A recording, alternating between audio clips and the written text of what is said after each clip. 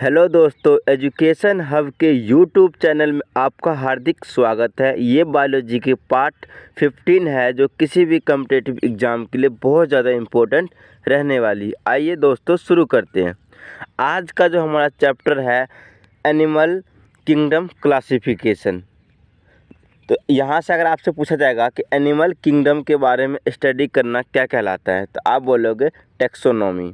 अगर आपसे पूछा जाएगा कि फादर ऑफ टैक्सोनॉमी कौन है, तो आप बोलना कार्लोस लिनियस। स्टार्टिंग में जो क्लासिफिकेशन आई थी वो आई थी टू किंगडम क्लासिफिकेशन, यानी कि प्लांट किंगडम आई थी और एनिमल किंगडम। अगर आपसे पूछा जाएगा कि who given to kingdom classification, आप बोलोगे कार्लोस लिनियस।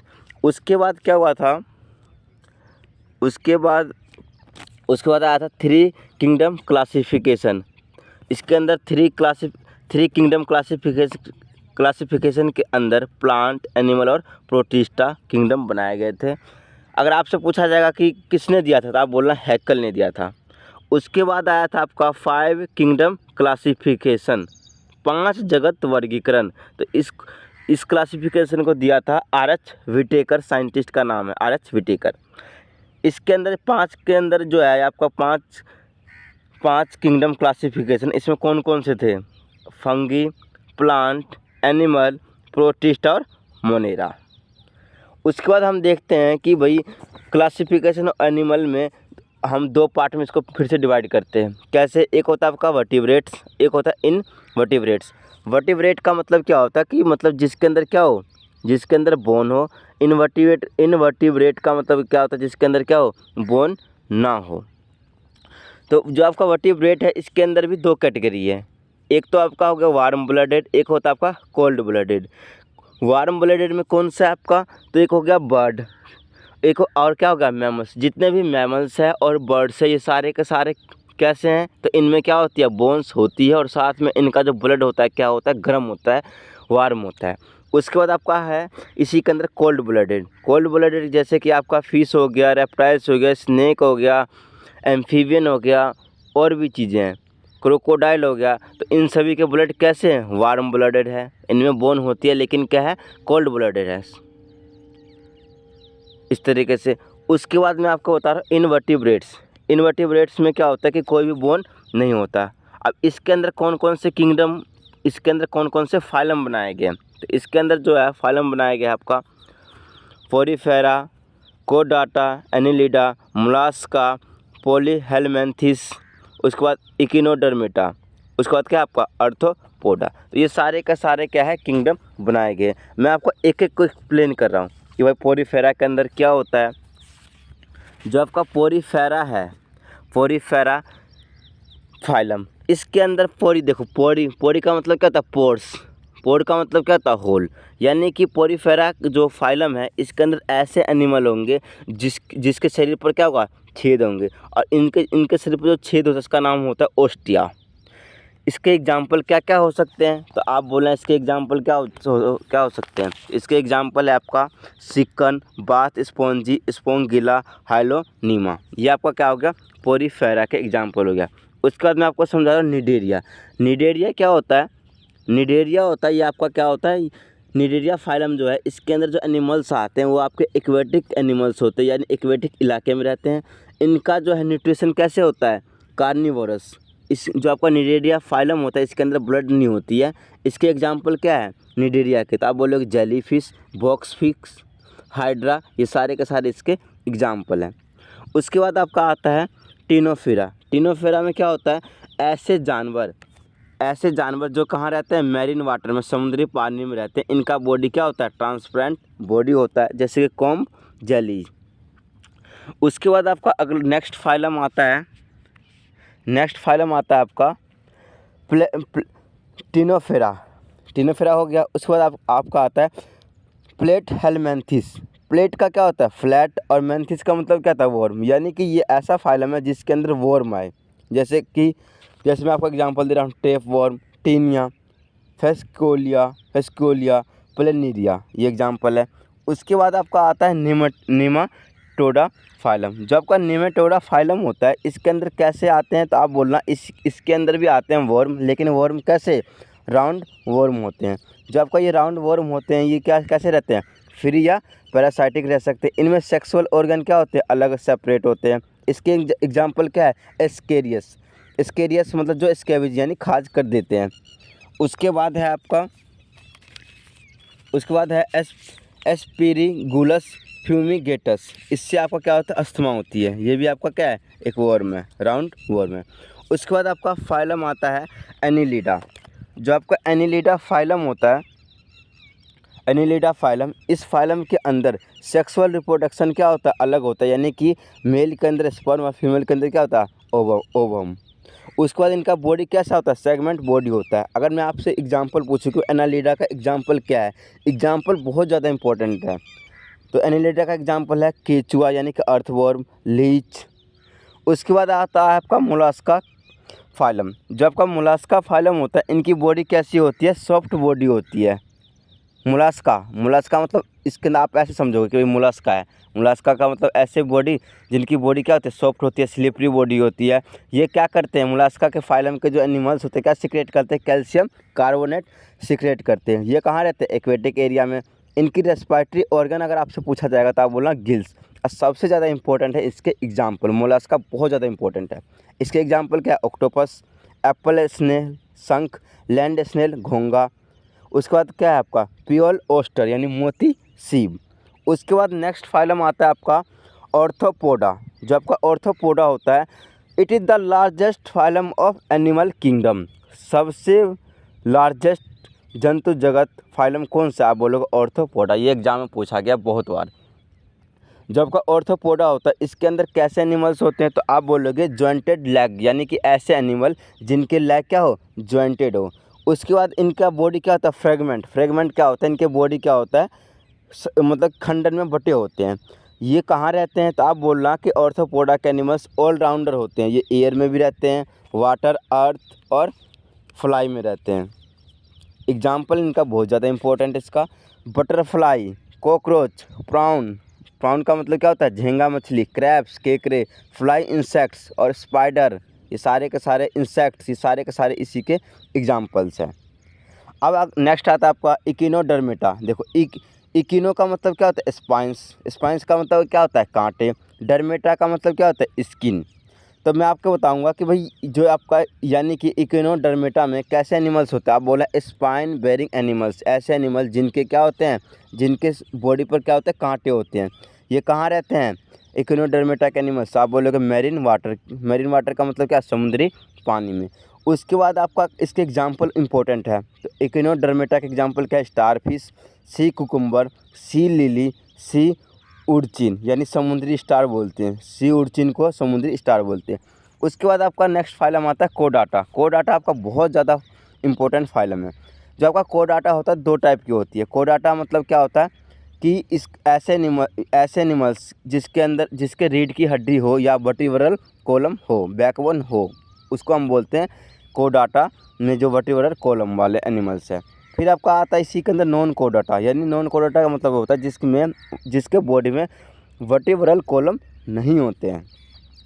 तो यहाँ से हम कोडाटा फाइलम को पढ़ते हैं कि कोडाटा फाइलम के अंदर कौन क्या क्या आता है।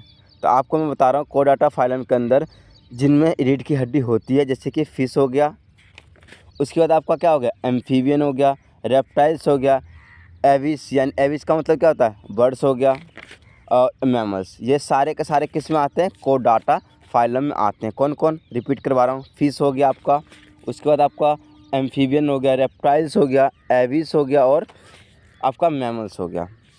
ये मैंने आपको डिटेल में एक्सप्लेन, जो आपका शुरू का जो अभी मैंने आपको समझाया है, इस चीज़ को आप ध्यान से पढ़ोगे और ध्यान से आप लिख भी सकते हो। अब मैंने आपको सब चीज़ बता दिया इसके बारे में, ये क्या चीज़ है, डायग्राम पूरा समझा दिया है। शुरू में कौन कौन सा किंगडम आए, पहले आया था 2 किंगडम, फिर आया 3 किंगडम, फिर कौन आया 5 किंगडम, फिर मैंने आपको इनके फाइलम के बारे में बताया है। अब हम क्वेश्चन स्टार्ट करते हैं।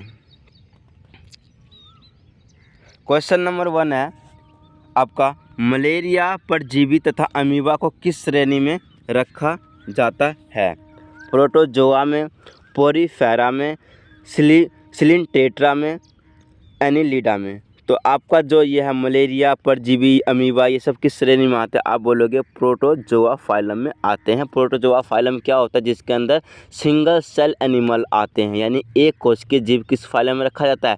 प्रोटोजोआ फाइलम में। तो मलेरिया, परजीवी और अमीबा प्रोटोजोआ फाइलम में आते हैं।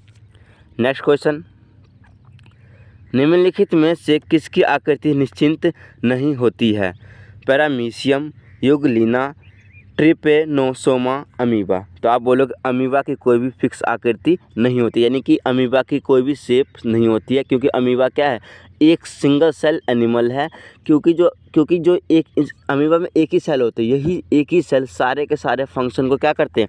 परफॉर्म करते हैं। जैसे एक्सक्रीशन, डाइजेशन, सारे के सारे वो करते हैं परफॉर्म। नेक्स्ट क्वेश्चन,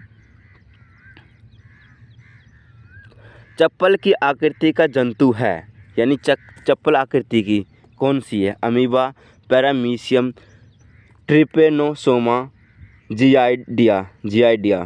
तो इसका राइट आंसर होगा आपका पैरामीशियम। नेक्स्ट क्वेश्चन, अमीबा का प्रचलन अंग क्या है? सीलिया, फ्लैजिला, कूटपाद, टेंटेकिल्स। तो इसका राइट आंसर होगा आपका कूटपाद। नेक्स्ट क्वेश्चन, हरा प्रोटोजोआ के नाम से जाना जाता है? Amoeba, paramecium, leishmania, euglena. तो इसका आंसर आपका क्या है हरा? तो ये आप बोलोगे यूग्लिना, डी। ग्रीन प्रोटोजोआ के नाम से जाना जाता है यूग्लिना। नेक्स्ट क्वेश्चन, पौधा और जंतुओं के बीच की योजक कड़ी के रूप में जाना जाता है। पौधा और जंतुओं के बीच तो कौन सा आपका? Amoeba, Euglena, Plasmodium, paramecium. तो इसका आंसर आपका यूग्लिना। नेक्स्ट क्वेश्चन, मनुष्य के शरीर में एंट अमीबा हिस्टोलिटिका कहाँ पाया जाता है? आंत में, गला में, अमाशय में, फेफड़ा में। तो इसका राइट आंसर होगा आंत में, यानी कि इंटेस्टाइन में। नेक्स्ट क्वेश्चन, पैचिस या अमीबॉयसिस के लिए उत्तरदायी प्रोटोजोआ कौन सा है? तो इसका राइट आंसर होगा आपका एंट अमीबा। नेक्स्ट क्वेश्चन, मलेरिया बुखार पैदा करने वाला प्रोटोजोआ, यानी मलेरिया किसके द्वारा होते हैं? पैरामीशियम, लिस्मेनिया, प्लाज्मोडियम, एंट अमीबा। तो प्लाज्मोडियम के कारण क्या होते हैं? आपके मलेरिया बुखार होते हैं। मलेरिया के अंदर क्या होता है? आपका आरबीसी भी कम होता है और प्लेटलेट भी कम होती है। नेक्स्ट क्वेश्चन, काला आजार उत्पन्न करने वाला प्रोटोजोआ। तो इसका आंसर है एंट अमीबा, ट्रिपनोसोमा, ट्राइकोमोनास, लिस्मेनिया। तो इसका राइट आंसर क्या होगा आपका? लिस्मेनिया।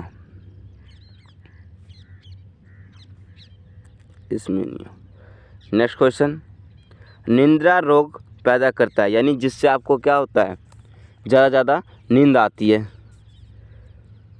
ऑप्शन है ट्राइकोमोनास, ट्रिपेनोसोमा, लिस्मेनिया, प्लाज्मोडियम। इसका राइट आंसर आपका है ट्रिपेनोसोमा, जिससे आपको नींद ज़्यादा आती है।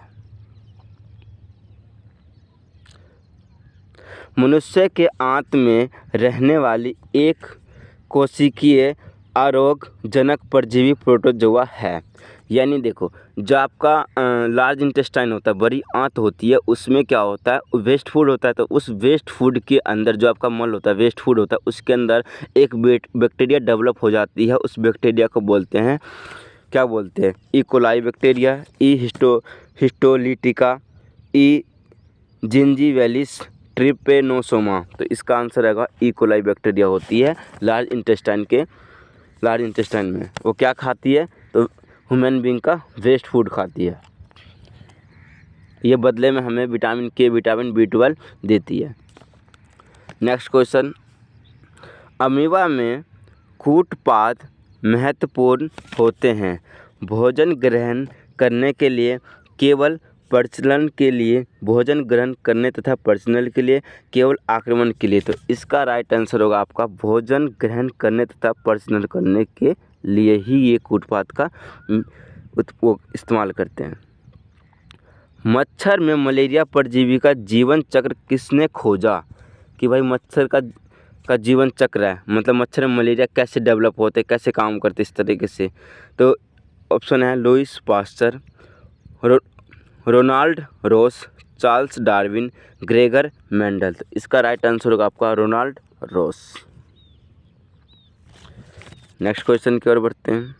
नेक्स्ट क्वेश्चन आपका, जापान में उपहार स्वरूप भेंट किया जाता है, यानी कि एक वहाँ पे परंपरा है कि भाई गिफ्ट में ये चीज़ दी जाती है। तो क्या है ये आपका है हाइलोनेमा, टेथिया, यूपलेक्टेला, फिरोनीमा। तो इसका राइट आंसर होगा यूपलेक्टेला।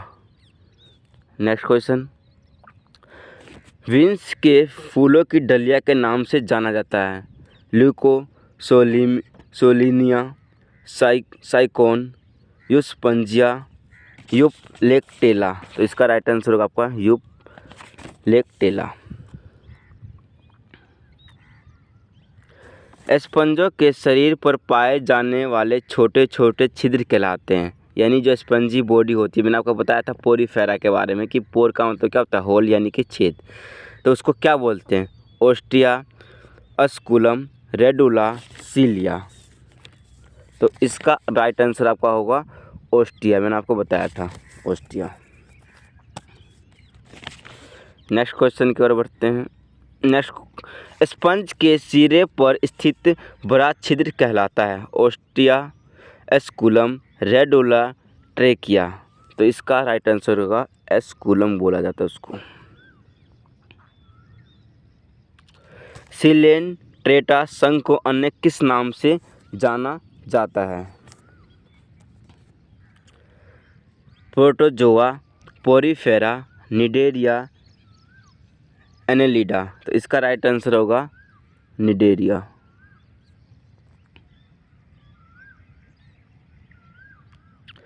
निम्न में से किसमें रक्त नहीं होता किंतु शोषण करता है? तिलचट्टा, केचुआ, हाइड्रा, कंगारू। तो इसका राइट आंसर होगा आपका हाइड्रा।